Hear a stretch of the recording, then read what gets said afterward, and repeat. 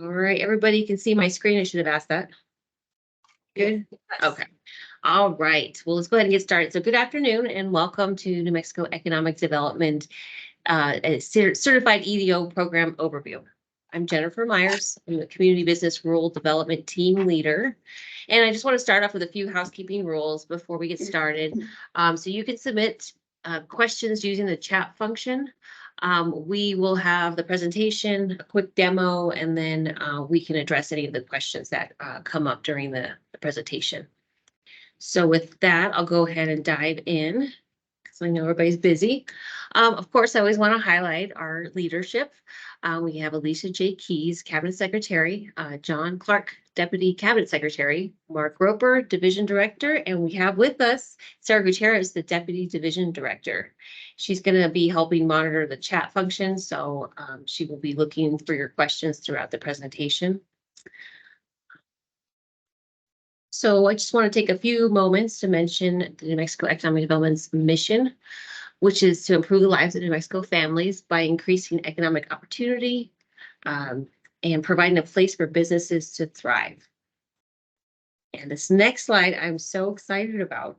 I was excited to announce that as of this week, the community business and rural development team is fully staffed.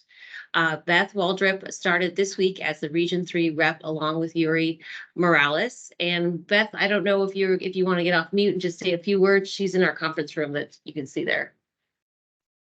Happy to be here. Came from an area and now I'm with the state, and I extended my commute by 2 blocks. So her first day was on Memorial Day. She was just very smart. So she actually didn't start officially till Tuesday, but we're very excited to have her as Region 3 because it's very active. So this slide should stay current for a little while, I hope. So here's all I think every rep has 2 representatives except Region 1, Tim's region. I'll move on. So I hope everyone in the webinar is in contact with your local regional rep. The slide highlights a summary of the assistance your local rep can help with either the business or communities. If you'd like to learn more about any of the programs that are listed, reach out to your local rep. If you don't know who they are, please let me know and I'll direct you to the right person. So let's go ahead and get into the nitty-gritty of why you're here. The Certified EDO program, the purpose is to recognize EDOs that provide high-level professional services to assist those EDOs with capacity as well, which will translate to higher level of service within the local community. So that's the purpose behind the whole program, what we're trying to accomplish. The program objectives is to recognize excellence in the local economic development organizations, highlight visibility of the economic development process in New Mexico. Really importantly, build capacity for economic development among organizations, encourage professional development for New Mexico economic developers, facilitate recruitment, expansion, creation of economic-based jobs throughout New Mexico, and establish a stable, diversified economy that will improve the quality of New Mexicans, which is directly what our mission is as New Mexico EDD. The eligibility criteria for the organization, it's a New Mexican not-for-profit organization that are private-public partnership with primary purpose of developing economic base in their communities are eligible to apply and become a New Mexico Economic Development Certified EDO. And so the application process, I have listed, here are the list of all the required documents to apply for the certification. So as you can see, it's very expansive. I'll show you a demo of the application at the end of the presentation so you're aware of what it looks like and how to upload things, give you some little pointers and tricks. All the regional representatives, that I mentioned on that slide will be evaluating all the applications themselves, and that'll make up 50% of the score for this certification. So that's 50% is the actual application, all those downloads, and they'll be evaluated. So the second part of the score will be the site visit. So the elements of the site visit are listed here, and so we'll go through each one of them. So the business environment, is it professional in appearance? What's the access to the organization's business?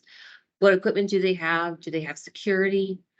So these are kind of the high level things that will be evaluated during the site visit. Staffing, does staff have experience, credentials? What's their responsibility? Do they have a development plan?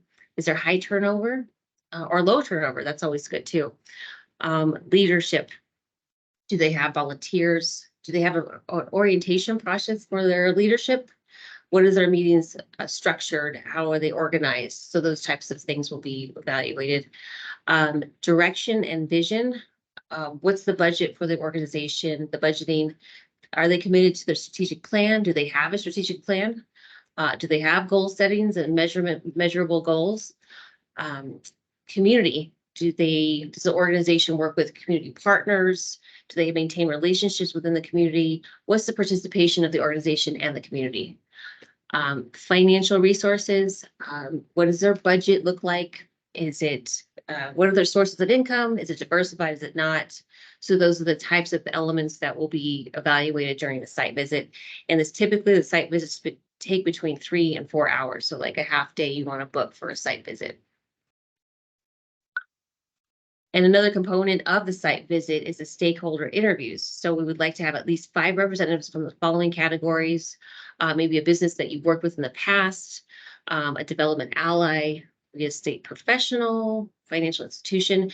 And really the stakeholders, really what we want to look at is how are these stakeholders that you're representing work with the business and the organization in the past? What projects have you worked on? How was it successful? How was it not? So really being able to highlight this organization's, I guess, development and how they work with businesses and just maybe success stories as well. So we will take the following into consideration when conducting the site visit.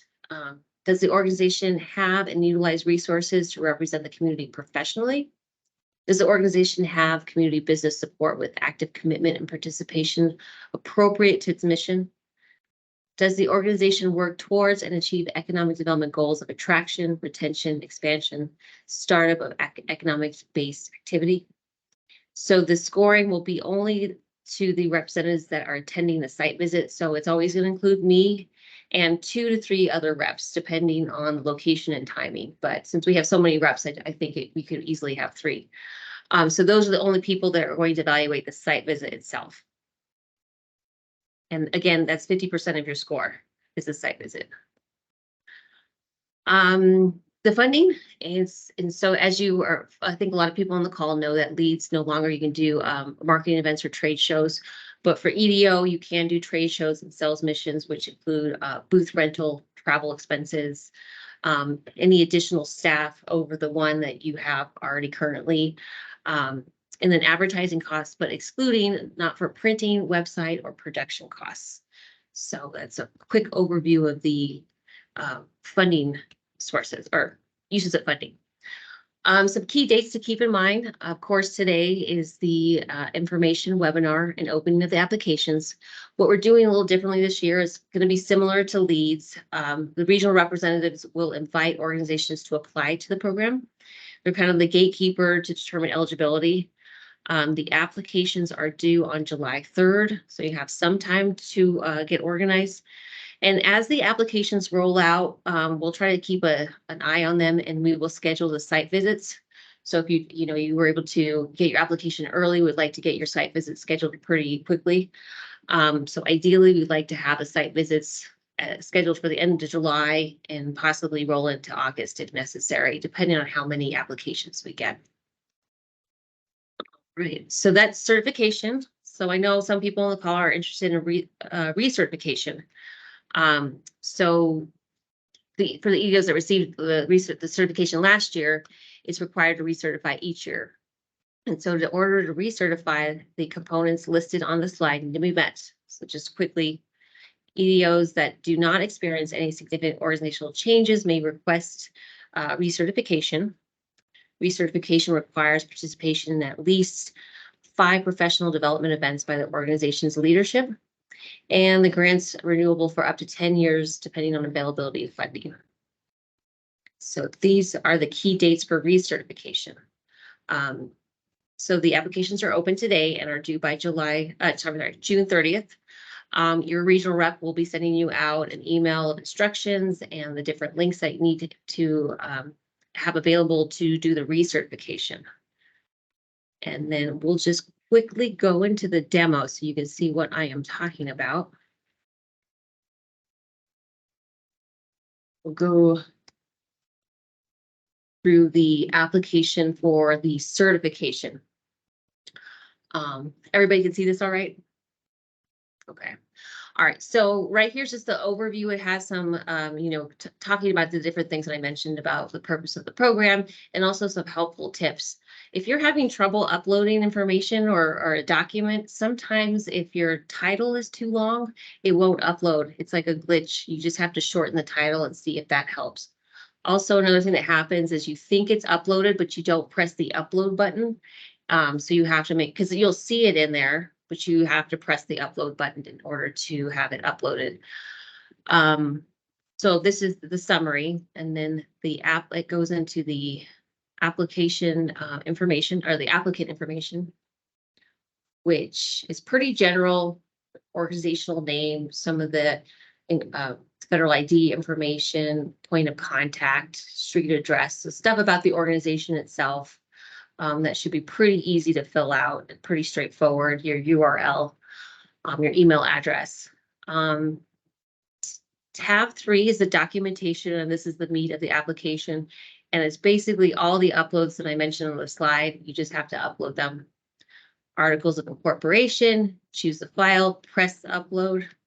Proof of nonprofit status, mission and goal statement. So all of it is just description, and then upload the document. Resume for staff, and it goes on and on and on. It's all the listed ones that I sent on that PowerPoint. So it has everything here. And so you upload them. And then the fourth section is just making sure that you are being truthful and not lying. So it's just have to attest that you are telling the truth as far as you know, and any omission, just to be aware, and you just sign it and date it, and that's and then you can review this last tab to see what you have applied and what is missing. So it's kind of a summary of the application itself. And it'll have an X where you're missing information and a check mark where you're good to go. So I'll pause there. So now we're switching gears to the recertification. So these are the people that have already certified last year. This is their recertification report. A real quick overview of the program. And then section 2 is pretty straightforward, but we'll go over it anyway. It's all the stuff that I mentioned. Did you attend one of the professional development events? And then you can just click on them. If you didn't, you just have to explain why. And if you press other, you have to just explain what other organizational events that you or your leadership participated in. And that's kind of the sequence of all the different ones. Have you had significant organizational structural changes? Yes or no? If yes, just explain. It's just a text box. So you can explain what happened, why it happened, and any issues you would like us to know about. And pretty much that's all the different questions are. Reduction in staffing. If no, you just skip this. If yes, please explain why. Is your website up to date? If so, when? If not, tell us why it's not up to date. So that's that section. Then we go to success stories and reporting. And this is more of a narrative. And I'll just spend a moment to kind of talk about this. And Sarah, feel free to chime in if you want any more input. We just want a summary of how the funds were applied to your various activities and how it offset your budget. So I listed a summary of possible things you want to include in this narrative. Maybe increase the number of PR responses you were able to do, or you had more BR&E visits, and then you can kind of talk about who visited and why that was helpful for you. Maybe there was an increase in job creation within your community because you had more capacity to get out there. Did you attend more trade missions and got more leads? So it's just a kind of a guide to help with this narrative. And there's also an upload function if you want to include any documentation that will help kind of tell your story. So I'll pause there. Sarah, do you have any other input on this section that you'd like to add? Putting you on the spot. Thanks. No, sure. Yeah, I guess I would emphasize that this really is meant to give you an opportunity to highlight your successes. And our hope is that this funding helped you achieve those successes to some degree. So, please, feel free, in addition to providing, like the stats and the budget numbers, which is not so exciting. Also, really give us all the highlights of the positive successes that you've been able to achieve, or steps you've been able to take towards reaching those goals that you have, because we want to be able to, share the good news, as well as just, the kind of regular everyday reporting. Great, thank you, Sarah. Yeah, Yep. and that's pretty much the gist of the recertification. There is the making sure that you're telling the truth is, and then the review section, which is similar to the certification as well, just making sure that you're being truthful. I'll pause there and stop sharing and see if there's any questions that came in, since we're doing so good on time. Sarah, did anything come in? I didn't hear Let any me look at the beeps. chat. I don't see anything in there, but let me just double check it. It looks like maybe somebody's raising their hand. I don't have a name here. It just says administrative coordinator. If you could just Hi. introduce yourself. Thank you. Sure. This is Scott Bird. I'm in Farmington, Four Corners Economic Development. I had a couple of questions. This will be our inaugural attempt at getting certified. And so at your site visit, you mentioned you'd like to have people that represent the banks, utilities, et cetera, other parts. Are they all interviewed in a room together? Is it separate interview? How does that work? That's a great question. It's how we've done it last year was we just have kind of a round table, so everybody at the same time kind of went around the room, talked about different projects that they worked on. So that's how they typically run. If there is a huge scheduling conflict, again, it's only 4 hours, so if we need to split it up, there is possibly an option, but we're going to be traveling to all these different site visits, so we want to make sure we can get everything in as quickly as possible. Okay, and while I'm still unmuted, do you anticipate 30 EDO applications and certifying 6, or can you give us an idea of what those numbers might look like? Right. No, that's a great question, because I've been kind of contemplating how to, best address that one. It's a competitive process, and only the top are going to get them. I don't have a number specifically, but I don't anticipate 30 applications. But maybe I'm wrong. But I'd say maybe 10. And I was talking to Mark about it, and it really depends on the scoring and the type of organizations before we can say this is the set number we can approve this fiscal year. And Sarah, add anything else that you'd like to? No? Okay. Thank you. Anybody here? I've got 2 other people with me. Are there any other questions? Okay. Okay. This is Brandy from Grovertown. Can you hear me? Yes. Okay. So I have had some significant changes to my board and staff. Is that going to negatively affect our organization in getting recertified? Well, that's why we have the narrative. So you can say yes, organizational changes, and then kind of do a summary of why. And we'll just kind of evaluate on a case-by-case basis. We wanted to make it pretty general so we can kind of decide, is it significant enough that you have to recertify? So just explain why that happened. As best you can. Thank you.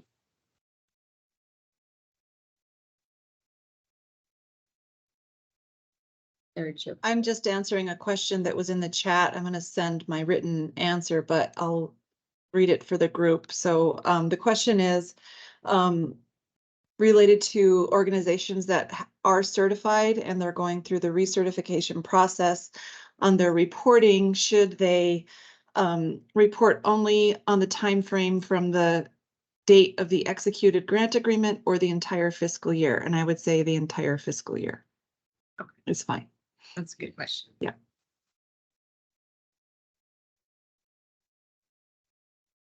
And We do our best to get those agreements out as soon as possible at the beginning of the fiscal year, but it just takes, you know, we're state government. And it just takes a little bit of time sometimes. yeah, and I also just mentioned that, you know, as you saw on the slide, a lot of people are new, so just be patient with us trying to get everybody up to speed and, you know, sending all the instructions. Because again, Beth, she's on her third day, you know. So we're trying to do it as fast as we can, but I think by next year we'll have it down perfectly. But you know, a lot of the people this are on this call, the regional reps, it's their first go around with this program. Oh, wait, I was anticipating a lot of questions, so this is great. There's nothing too shocking different from last year, so I think that really does help. But feel free to reach out to your regional rep or myself if you come up with any additional questions. We'll be sending out those emails as soon as we can. And I would just add, as those recertification reports come in, we'll be also evaluating those as they come in through the end of June and beginning of July. And our goal will be to make the determinations on the recertifications and get those grant agreements out for the next year as quickly as possible. I don't anticipate that would be a terribly long and arduous process. So we'll do our best to get them out first part of July, but it could be a little bit later in July. We'll get them out. Yeah, and I failed to mention, Paige, I'm glad that you mentioned it, that we'll be posting the recording and the slides on the website, just so you have a reference for it. And then somebody else said something. Fred just asked, is there a planned award amount for this year for either new or recertified organizations? Fred, I think generally we're looking at that $40,000 amount. I think the only reason that it would be reduced would be if there was a particular area that an organization that's recertifying has to work on and remedy. There could be a reduced amount. You know, we wouldn't want to kind of yank funding from organizations and give some people some grace. But I would say it's safe to work under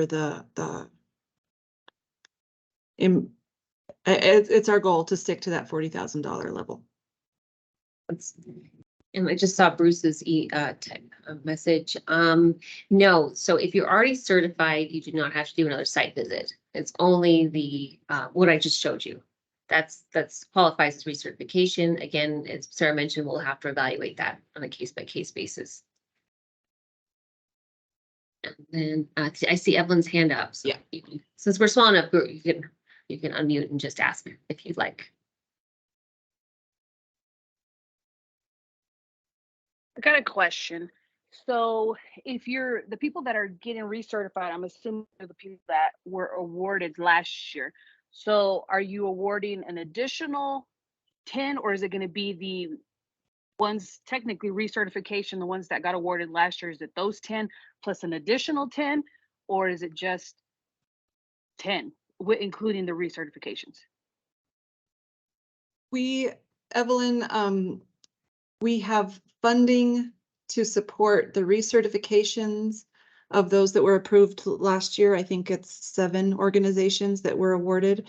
And then we have room for, gosh, I'm gonna have to just get my calculator out here. Well, I have a number that Do we you have that, for, but Jennifer? yeah, I Okay, do. But yeah. Mark was saying, you know, it really, we don't want to set a number on it, because if we really want to just look at the scores and see who's eligible, and we'll find funding different places if we need to. Thank you. I appreciate the answer. It's a very vague answer, but